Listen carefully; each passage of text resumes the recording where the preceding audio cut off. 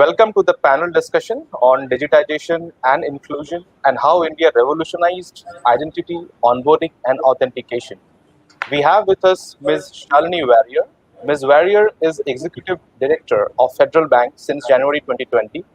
She joined the bank in November 2015 as the Chief Operating Officer, with her primary responsibility being operational excellence coupled with digital innovation. In May 2019, she took on the additional responsibility of Business Head of Retail Banking Products. She is a member of the Institute of Chartered Accountants of India and stood first at All India level in 1989. She is also a certified associate of Indian Institute of Bankers. Ms. Warrior has about 3 decades of banking experience. Prior to joining Federal Bank, she worked with Standard Chartered Bank in multiple disciplines across various geographies that included India, Brunei, Indonesia, Singapore, and UAE. In her current role, she leads the bank's initiatives designed to enhance customer experience and operational excellence through automation and digitalization. She is also responsible for delivering innovative retail products to the existing and prospective customers of the bank. She is a well-known banking personality and has represented the bank at various fintech and technology platforms in India and abroad. Welcome, Ms. Warrior, to the panel. We have with us Mr. Bomireddy Ramamohan Reddy. Mr. Ramamohan is the founder and CEO of Digital Trust Technologies, which is in the business of securing the process of digital transformation through products and services integrated with country-specific digital ID initiatives while achieving the compliance with the local cyber laws. She, he leads Team Digital Trust with visibly raw passion to create value and innovation, and an entrepreneur, technocrat, and firm believer in creating value. Rama Mohan is widely recognized and highly acclaimed expert in the field of electronic ID, digital ID, and security strategy consulting. He has had diverse experiences in technology and entrepreneurial zones in his 3 decades of career across Middle East, Asia, Oceania, and Africa.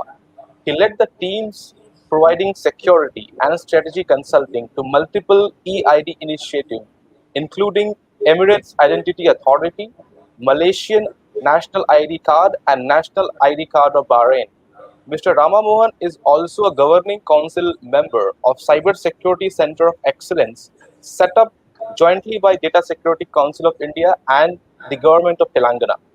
Welcome, Mr. Reddy, to the panel. We have with us Mr. Chuan V. Hu. Mr. Chuan V. is the Group Chief Information Security Officer with ST Engineering and has been in the IT industry since 1992 with more than 2 decades of experience in information security. He provides thought leadership, formulates and implements strategic technology development, manages professional services and cybersecurity operations. He also volunteers as the Asia Pacific Technical Advisor for ISC Square. Prior to ST Engineering, he was Executive Security Advisor at IBM Security and was honored as ISC Square Asia Pacific President's Award honoree in 2014, ISC Square Senior Information Security Leadership Achievement honoree in 2013, among other accolades that he has received throughout his career. His career includes various IT management roles in the financial and telecommunications sector regionally. He is also an authorized instructor with ISC Square, having lectured at Nanyang Technological University, Institute of System Science, National University of Singapore, and Temasek Polytechnic. Welcome, Mr. Hu, to the panel. We have with us Mr. Siddharth Kukatlapalli. Mr. Siddharth is the co-founder of Citizen, a startup incubated at T-Hub. Citizen offers a number of digital identification products, including Aadhaar-based attendance system, Aadhaar masking solution, and Aadhaar core engine for KYC authentication and subsidy management, alongside others. He handles business development in Citizen and has also played a key role in bringing in their initial clients like Muthoot and Telangana government to the organization. Siddharth was successful to onboard MasterCard as an investor in Citizen, making them only the second organization in India to be funded by the payment giant. Currently, Siddharth aims to onboard at least 10 state governments and also key names in the BFSI to Citizen's clientele. Welcome, Mr. Siddharth, to the panel. Thank you. We have with us Dr. Janki Ram, who is the chair and moderator for this session. Professor Dr. Janki Ram is presently the director of Institute for IDRBT, an institute established by the Reserve Bank of India. A PhD from IIT Delhi, he was awarded the Boys Cast Fellowship in 1997, the IBM Faculty Award in 2007, and Yahoo Faculty Grant in 2009.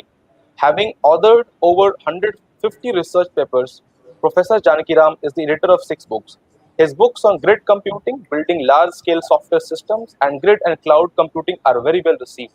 He has steered many research projects of national importance with success. He was the principal investigator for a number of projects, including mobile telemedicine for rural India, which was an Indo-German project, peer-to-peer concept search, which was an Indo-Italian collaborative project, among other projects that he has successfully delivered. Prior to joining IDRBT, he was a senior professor at the Department of Computer Science and Engineering, IIT Madras. He is also a visiting professor at the Rochester Institute of Technology in the States.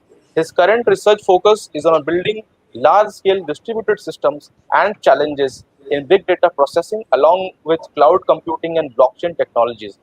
Welcome, sir, to the panel, and over to you. Yeah, good afternoon. Before I go to the panelists, very esteemed panel members that I have, let me make a few opening remarks on this subject. What I see is India is, for the first time, seems to be a leader in the digital identity space, which we should all be proud of. We started this journey on the digital identity sometime back with the Aadhaar, introduction of Aadhaar. But I think we moved now to a different phase in the digitalization. What we famously call now as the JAM Trinity, the Jan Dhan Yojana, Prime Minister's Jan Dhan Yojana, and then Aadhaar and the mobile seems to have created a confluence that seems to have achieved a massive financial inclusion, which is for the first time, I think, as the finance ministry claims, there are about 32 crore new bank accounts that they were able to create with about 80,000 crore rupees in these bank accounts. A phenomenal achievement, that has been achieved in the past few years, Now, I think some of the things that the panel will suddenly answer is the way forward. We have achieved a lot of success, but we suddenly would like to see what is the way forward and what are the challenges in the road ahead that India has charted for itself. In my opinion, this is very important because we want to retain our leadership position and do much more experimentation to move forward in this journey of digitalization. A few points that immediately come to my mind is basically what we have created as a digital identity is the first step.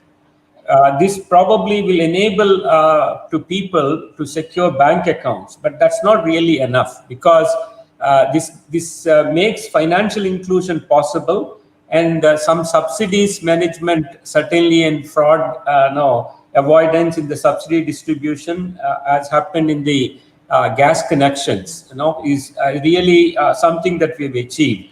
But this is not enough. What we probably want to go forward and then look at it is how does this financial enablement, for example, if we want our citizens to have access to credit, then how are we going to move forward in that space? That will require much different digital identity. Just Aadhaar card will not be enough. You need to have enough information on the credit history of the person. So which means that we need to enhance the digital identity of the person going forward. That's something that we need to think about for financial enablement. The other most important thing that comes to my mind is how do the medical insurance is always a big challenge for all the citizens. The government is moving in its own way in terms of how medical insurance can be provided. But going forward, what I see is suddenly a different kind of a digital identity needs to be maintained so that people's health coverage can be always ensured, because the medical records and medical history going forward going to be very critical for extending insurance in a seamless way for the citizens. on a continuous basis. One very important thing, if you notice, is with the vaccination, India is able to provide now a digital certificate, which was touted as much more an advancement than most of the advanced countries like United States, only giving a paper certificate, whereas we are able to now give the digital certificate for people who have got vaccinated. And this is very important because now if you want to open up the economy, you want to see based on who got vaccinated and whether he can be back to the job, all those things will become very easy with this creation of the digital identity. So suddenly I see that we are in a very interesting times as far as creation of the digital identity. And with these few words, I probably would like to go to the panelists with specific questions and then see how our esteemed panel members have to say about our digital journey. Let me first go to Shalini madam, and then good afternoon madam. As you can see, India has followed a very unique path to the digital identity, creation of the digital identity. And this has resulted in massive benefits, as we all know. But what, in your opinion, are the good takeaways from this journey that India has followed, path that India has followed, and what you think are the important lessons that we have learned in the path, and for others also to learn from our journey and emulate this journey, and especially from the purview of digital onboarding of the customers and digital experience, onboarding experience for the customers, Good afternoon, Dr. Janaki Ram, fellow panelists, and all the participants. Indeed, a pleasure to be here. And thank you very much for your time this afternoon. I think that's a very good set of introductory remarks that Dr. Janaki Ram has said, and I'll take it off from there. So clearly, Aadhaar has been a big differentiator for us for the banking industry in general from an onboarding perspective. Prior to Aadhaar, there were multiple IDs that were there. There was either a voter's ID or a driving license, or some instances a passport, and all of them faced issues of being very paper-driven, and authentication was always a challenge. But with Aadhaar, we've clearly come a very long way. So as an example, in Federal Bank today, 90% of our accounts are opened through just Aadhaar authentication. It's made the entire process seamless, digital, and saved a lot of time for the customer. So he gets an account opened in as close as about 10 to 20 minutes. The whole account opening experience is completed. So what are some of the kind of broader perspectives on this? So I'll take it at two levels. At an overall level, Aadhaar was definitely, or a common identity like Aadhaar is necessary, but I don't think it was sufficient. And you've alluded to some of the other stuff that has helped.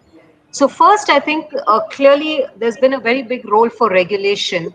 The Reserve Bank of India has used Aadhaar as the basis to permit KYC.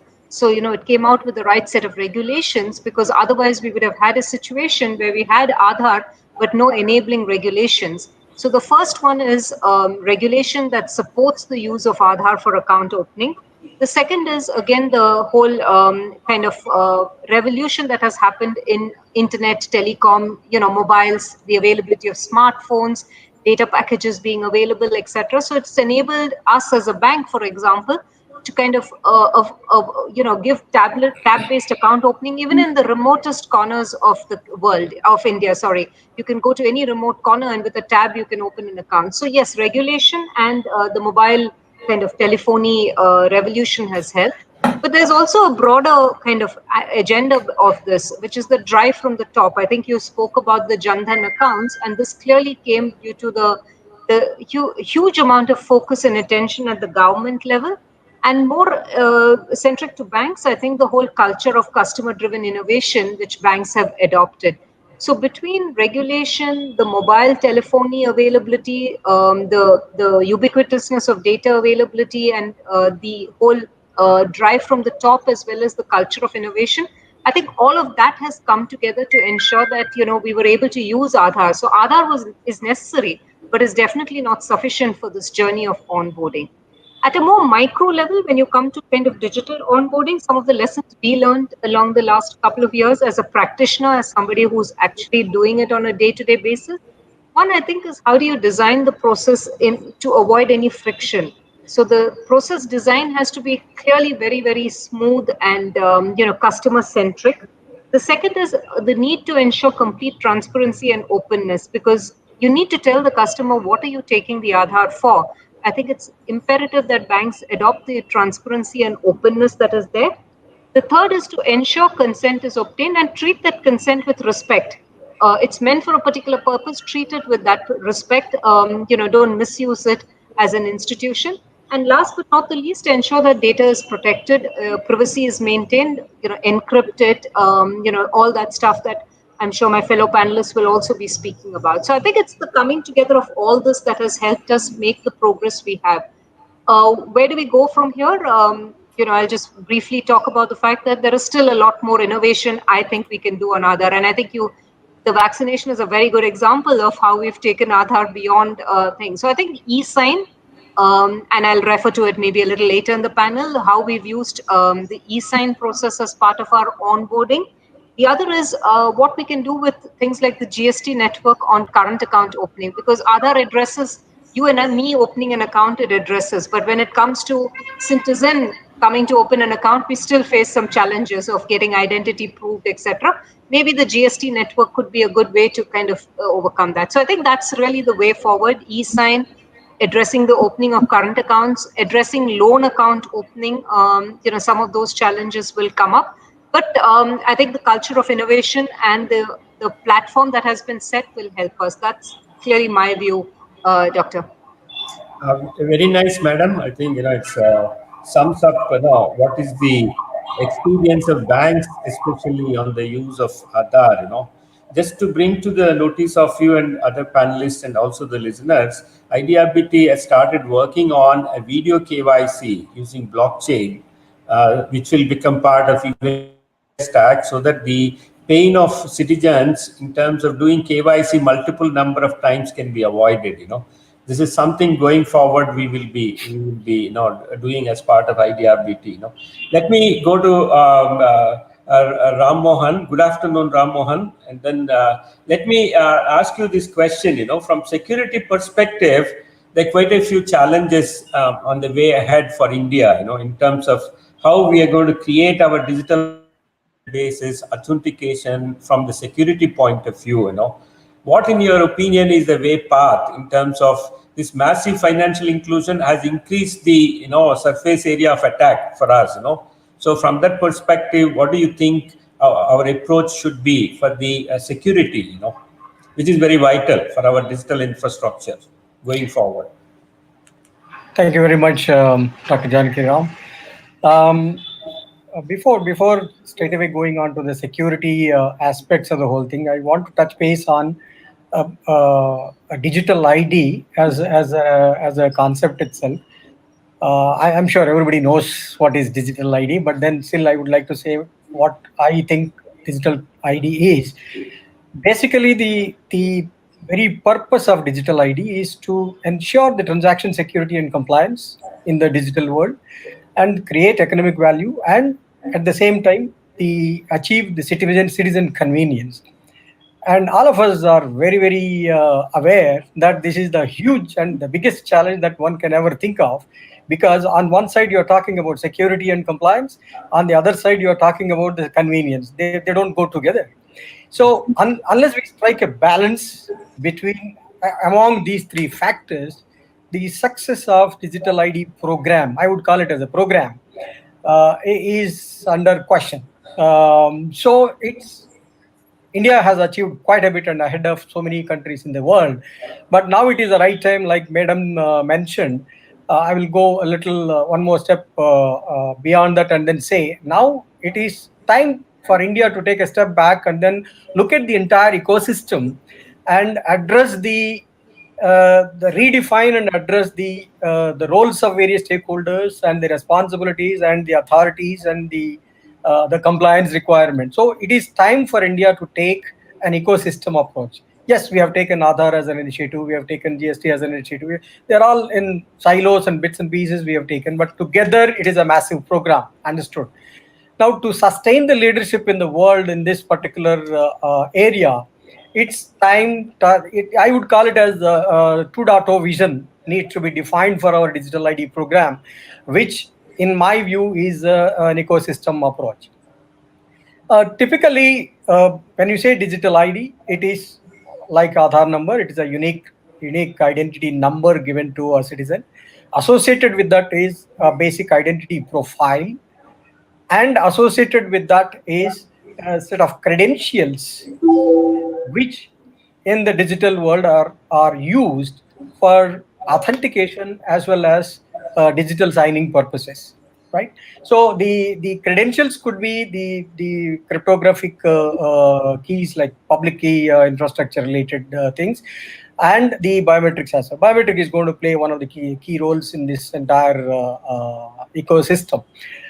Gone were the days where fingerprint is a de facto standard of biometrics, and then the predictions are that facial matching and the voice-based biometrics is going to take over typical traditional biometrics. And I would say voice, basically because the infrastructural requirements for voice-based biometrics is bare minimal, and you don't need a quality smartphone also. Like you need a decent smartphone for facial verification. So these are some of the things that India needs to look at and take an ecosystem approach by defining the stakeholders, redefining the stakeholders' roles and responsibilities, and create a central verification or a digital ID adoption infrastructure, rather than leaving it to individual service providers to take their decisions by just providing some SDKs and APIs and things like that. Take a platform approach, create an entire digital ID adoption framework at the national level, and let everybody subscribe to that service, and then so that we ensure that everything that is happening in a uniform manner, irrespective of the service provider and the citizen. In coming to the actual point of security, since we are saying mobility is a de facto standard, mobile is a de facto last mile enabling platform, and we all know how vulnerable the mobile platform is, right? So if we have to talk about self onboarding with highest level of security, and the balance between the transactional security and compliance and convenience and all that, it's a major challenge. Some of the issues could be the devices could be rooted or jailbroken, and there are sensitive data that you have everywhere in the entire platform. So can we use white encryption technologies to ensure that the sensitivity data is protected? And there is one of the key elements that the hackers try is the reverse engineering of the code and things like that. So do we look at code obfuscation at various levels, not only just in the mobile thing? And can someone introduce a rogue component in the entire ecosystem and then try to steal the data? So can we talk about authentication with code signing among all the critical components of the entire platform, including the mobile platform? So these are some of the areas that we need to take a comprehensive look at. And end of the day, anybody who is deviating from these principles, there has to be highest level of deterrence. So the legal aspects, like Madam said, legal aspects have to be tightened. I think the book of standards are always there, but the enforcement of that right to the ground level is going to be one of the major challenges in this. So this is what I feel as a way forward, keeping in view the security aspects, keeping in view the ecosystem approach for Indian digital ID systems. Thank you, Ram Mohan. That's really nice. And I think security first approach is what we should be adopting going forward. And suddenly security cannot be reactive. It has to be proactive and predictive in the digital world, because by the time the attack happens and you detect it, it already would have done the damage. So going forward, I think ecosystem approach is probably one that we should seriously consider. At IDRBD, we have this 5G lab, and we actually look at security of 5G as a first requirement when we are developing the use cases for 5G lab. Right. Very nice. So let me go to who I think is joining from Singapore. So good evening to him. And then my question to you, Ho, is see, India has taken this approach of first implementing the Aadhaar and then looking at legislation that actually now following, or is looking at the legislative aspects of digital identity. This suddenly got to forefront the privacy issues. We are dealing with a large number of issues relating to privacy of the digital identity. In your opinion, what are the privacy concerns that we should be addressing from a global perspective, and also have a data governance design, going forward? Your thoughts on this? Thank you, Prof, for the question. In my view, if I were to surrender my data to the custodian who's going to manage my information, I obviously will put a lot of trust on the provider or the custodian. The main issue I see so far in industry is actually the day-to operation. How ready are the custodian in responding to an undesirable incident? For example, loss of PIIs. A lot of people say it's easy to do it, encrypt the data, but at some point along the line, data will be decrypted and they'll be open. In the last couple of months, at least 12 to 18 months, we have seen a lot of ransomware attackers hitting a lot of companies worldwide. Even though we have customers who have their data encrypted at rest, somehow the bad guys still manage to steal some of those information and executed what I call a double extortion. Those are really, really bad news because when it hits an economy, the consumer will start to lose confidence in the providers as well as the custodian of the data sets. So the question is, how ready are we in dealing with the day-to operation? Well, we can do a lot of things up front on the encryption part, prepare the design, but a lot of developers that I come across will always say that once the system is ready, they'll just say, well done, jobs is over. We'll leave the operation of security or cybersecurity to the next party. And usually they are the unlucky ones because they are expected to maintain and hold the data of integrity. So to me, education is key, training is key, because a lot of time people say that they know what it's all about, but when they are faced with a real incident, you find a lot of times they are not able to execute or carry out the respective or necessary remedial actions. That's all I have to share for the time being. Thank you.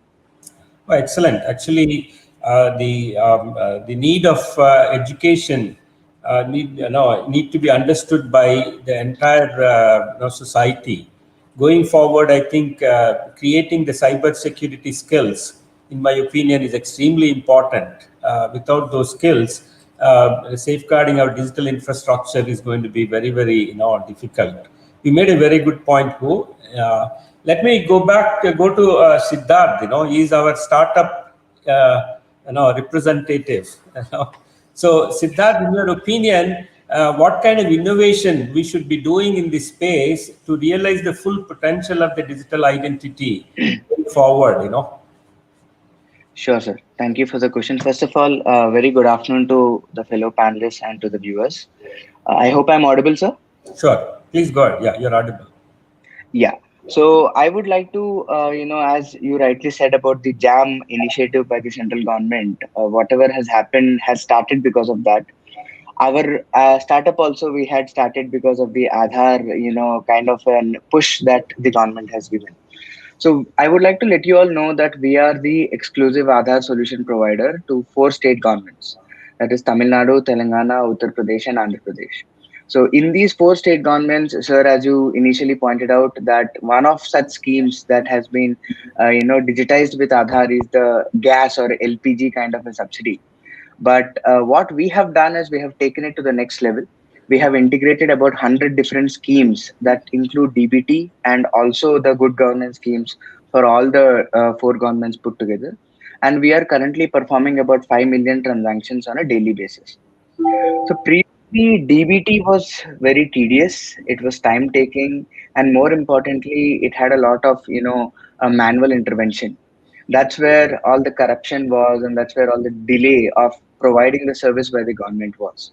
So with the help of system that we have developed, that is a subsidy management and the DBT system that we have developed, we were able to, eliminate the fraud, eliminate the requirement of a manual intervention.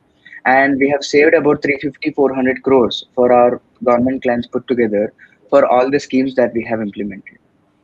And I would like to let you know that even though we have done this much, I still am of the feeling that we have not just started off. Innovation, a lot of stuff has to be further implemented. And I would like to thank COVID-19 because of the pandemic. What we have developed in this COVID-19 phases is the facial matching and liveness solutions. Everyone started becoming cautious about the Aadhaar ecosystem because everyone has to go and touch the fingerprint panel.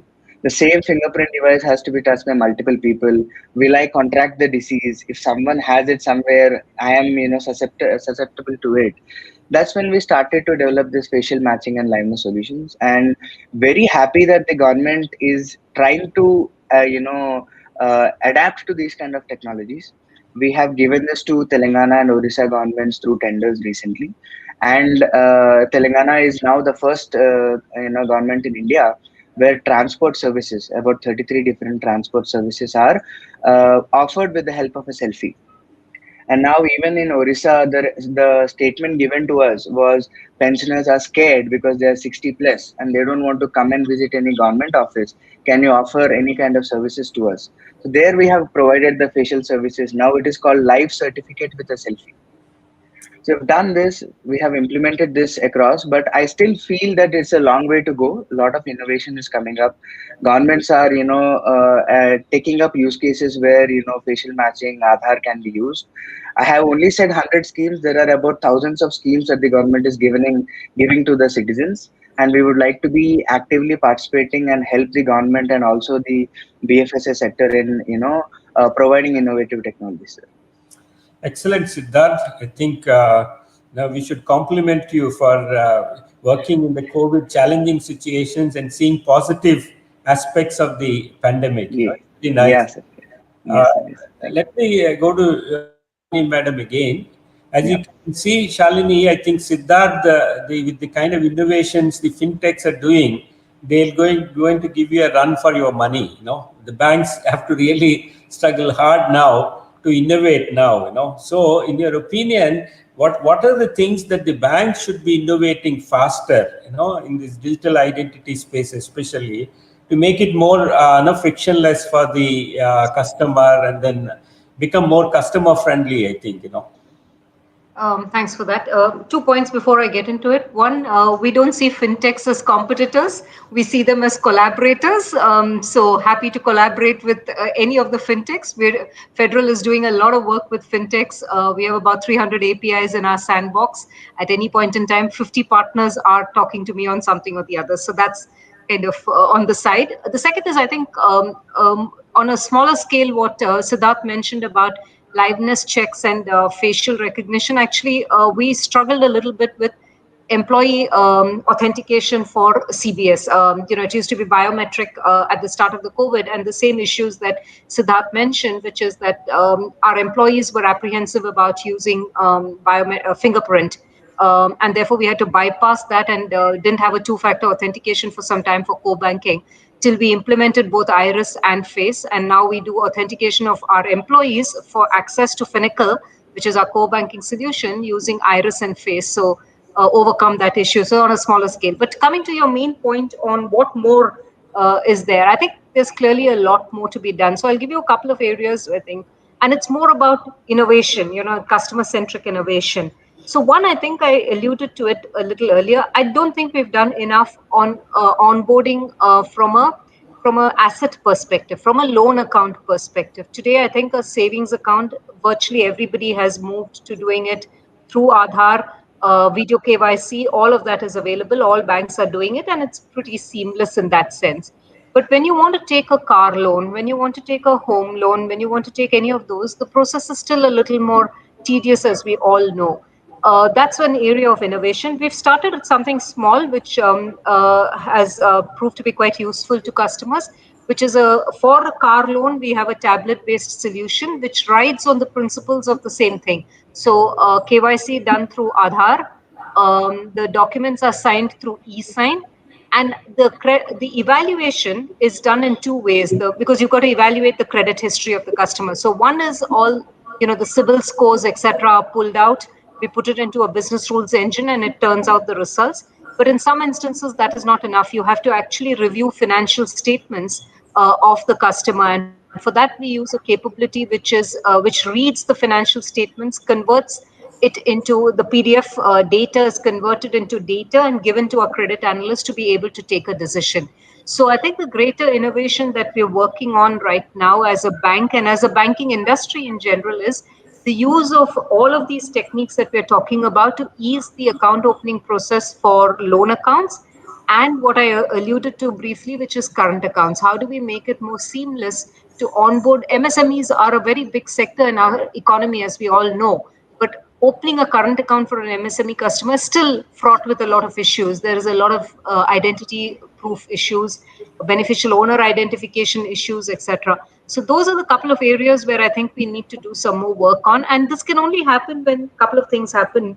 One is culture of innovation. Bankers have to increasingly become more entrepreneurial in nature, keeping in mind the regulations, which is why we say, we may not be able to be entrepreneurial completely, but we're happy to associate with fintechs like what Siddharth has, or any of those in the market, because I think they bring a mindset which is very different from a banker. So it comes like a marriage of the kind of two capabilities. But the culture of innovation is very, very important. There's also regulation. Today, I said regulation has helped us on savings account onboarding. Regulation also needs to now kind of come to pace with what can we do for opening of current accounts, etc. I think between these two, we should be able to make things. But the next set of innovation, in my view, will happen on account opening from an asset perspective. How do you secure a mortgage? How do you make sure that all the documentation is done, the CERSI registration, all that stuff that happens in a loan account? That's where I think the largest amount of innovation will happen. We are still learning. I think the car loan is just one example of what we've done. We still have a long way to go, but it's all work in progress as we speak. Yeah, excellent to know that the big tech and the fintech, you see them as collaborators, not competitors. I see them as you collaborate to compete now, right? So I think it's a good thing moving forward. I think I'll go to Hu with this important question of data at rest and data in transit. With the fintechs like Google Pay and all these coming into play, I think a lot of data is going to even cross boundaries, and then stay in different geographies, What, in your opinion, we should be looking at from risk point of view, compliance point of view, what is the way forward in this space,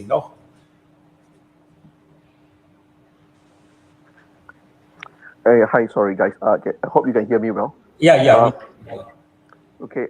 To the question, well, I'll cite that as more like a digitalization of what you guys are doing in India, and it's always a good thing to be in the forefront. But somehow cybersecurity or information security, it's not always on the list.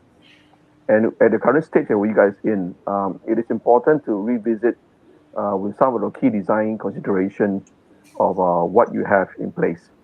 For example, there's a lot of talk about zero trust, even from NIST, they talk about zero trust. How is that been translated into the solution that you have in India? Because zero trust is only a concept, it's only the outcome. But how do you get there? I heard about, people talk about PKI, two-factor authentication, but zero trust does more than that. It talks about authentication as well as authorization. And like what I mentioned earlier on, in day-to-day operation, there are a lot of things that we tend to overlook.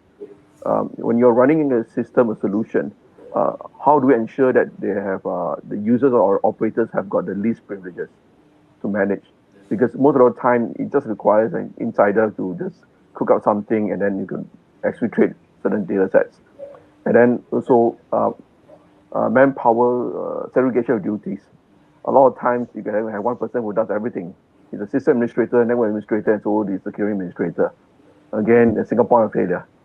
And lastly, it's good to hear that fintech companies are also collaborators. A lot of time I've seen with my own eyes, uh, how do they really do solution designed by security by design. A lot of time they say they do it, but actual fact, you look at some of the data fields I come across, do they do to the level of field validation and verification? Some of these are all very basic concepts, but again, when people are into the groove of getting a solution out the door, they tend to overlook all these things. It's like what I will mention earlier on, training, retraining, awareness, because the threat landscape changes. And Prof, you slightly mentioned also about blockchain.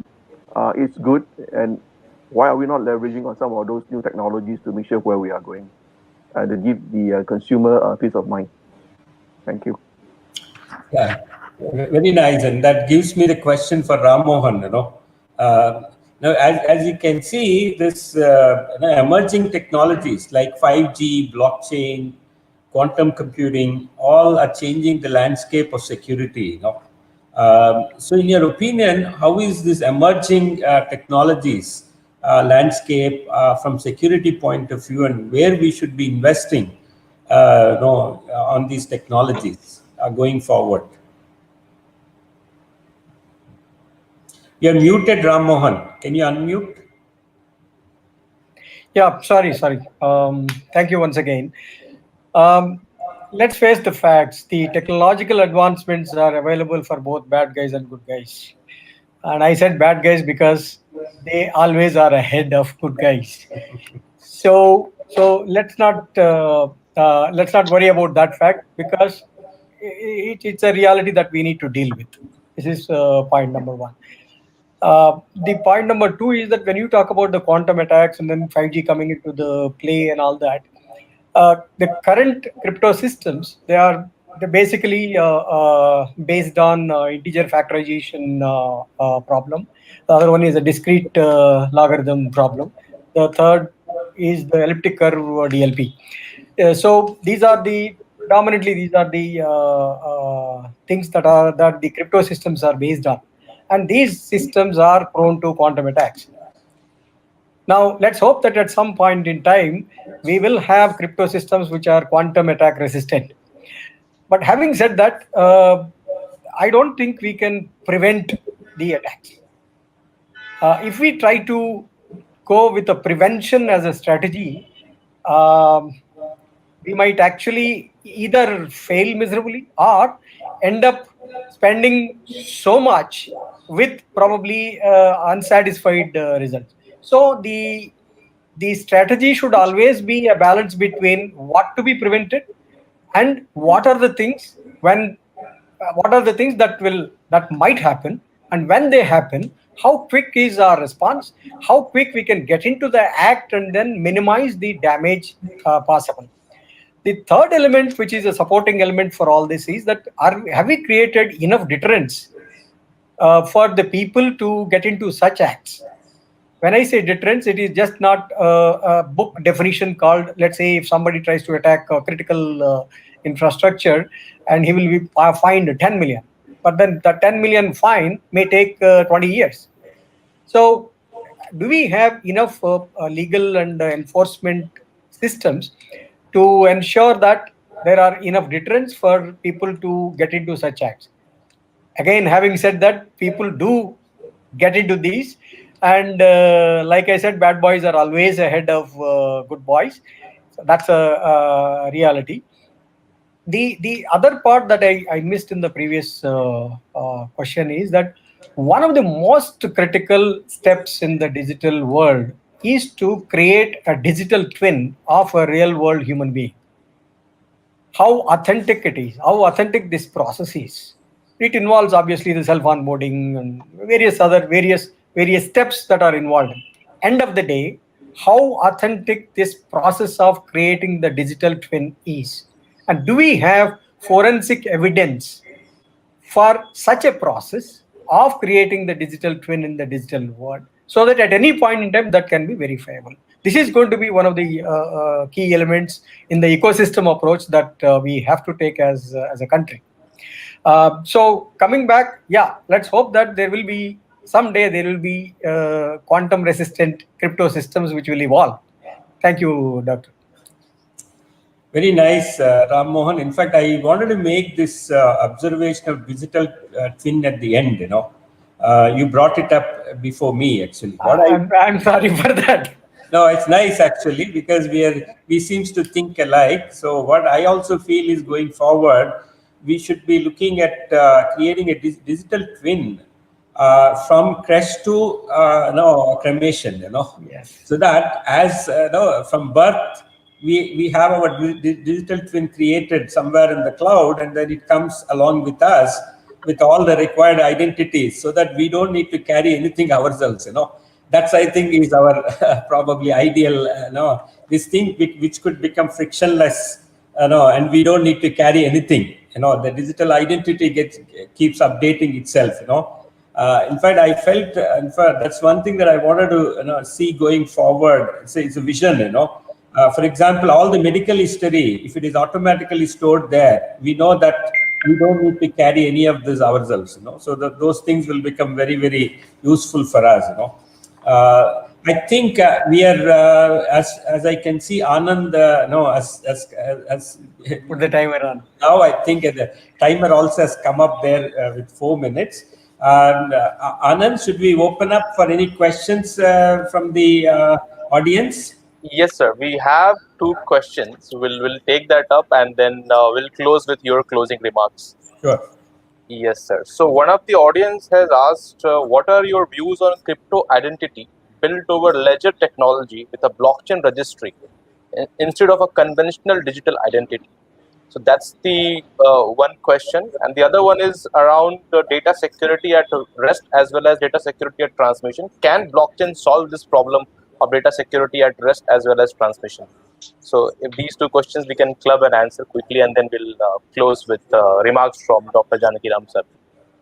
Sure. So any of the panelists want to take up those two questions and answer? Yeah, maybe I can throw some light, and then Siddharth can add on to it probably. Yeah, basically the blockchain as a concept, it provides a platform to have immutable records, but then people have again proven that we can still extract data from blockchain and things like that.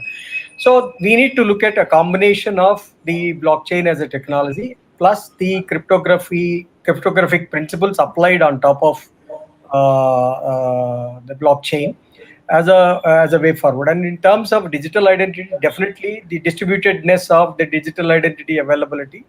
Not only that, when you say digital identity, it is not a one-time. The profile is not a one-time. Like Dr. Janaki Ram said, the profile is not a one-time exercise. Today I may be a good guy. Tomorrow I may turn to be a bad guy. So there is a continuous due diligence which is important. That is when the blockchain as a technology will make an immense level of impact. So that the entire thing put together, the initial profiling plus the ongoing due diligence can be made immutable with the cryptographic principles applied. Okay. Anyone else want to answer that question? I probably will attempt my own answer at the end. Sorry, I would like to just add on to the previous speaker. Then, Yeah. I was hoping that the authorities of the state will support this initiative, because blockchain, there are two types of blockchain. There's a permission blockchain, there's also a permissionless blockchain. And like the previous speaker mentioned, if we can have the state authority to implement a permission blockchain, can ensure that everybody play according to the rules, then we will definitely have something really good coming in the future then. But the problem is when this solution is not done in a proper manner, haphazardly, it becomes very difficult to trace. Again, blockchain will give you a lot of anonymity, and then at the same time, if you want to trace back all this information, it's difficult if you don't do it correctly. Right, thank you. I think IDRBT is actually now looking at the blockchain-based video KYC and with zero knowledge proof layer, so that this gives a completely new way of solving this digital identity problem.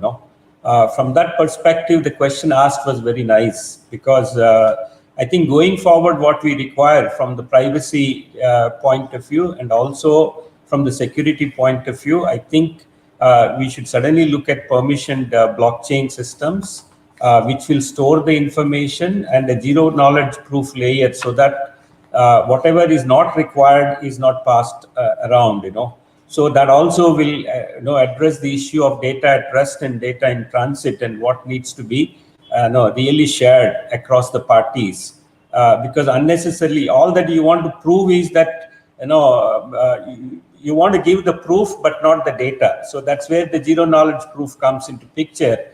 And if we create that layer along with the blockchain, I think that's probably a good way to go forward. In fact, IDRBID is working on this thing now, and also it will become part of the India stack. As you know, the government of India, MIT, has actually started this blockchain project. The national blockchain system, and they also released the specification for that. IDRBID is also part of that effort to create the national blockchain system. And then one of the key things we want to make it is the video KYC as part of that national blockchain system, which becomes eventually part of the India stack. So there are things that we are looking at, and certainly I think we have great comments from all the panelists, and I think it's a wonderful panel. I really enjoyed, and hope everyone, our listeners as well as all my co-panelists have enjoyed this panel. And with these few things, I think let me close this panel and thank all my co-panelists. Anand, back to you. Yes, sir. Thank you. Thank you. Thank you to all the speakers for sharing their thoughts and insights with the viewers. And so to the audience, I'll request to switch it over to Auditoria for the closing remarks. Thank you, sir. Thank you, ma'am. Thank you, everybody. Thank you, everyone. Thank you, Dr. Thank you, Siddharth and Ramon and Chuan. Thank you. Bye. See you. Bye. See you.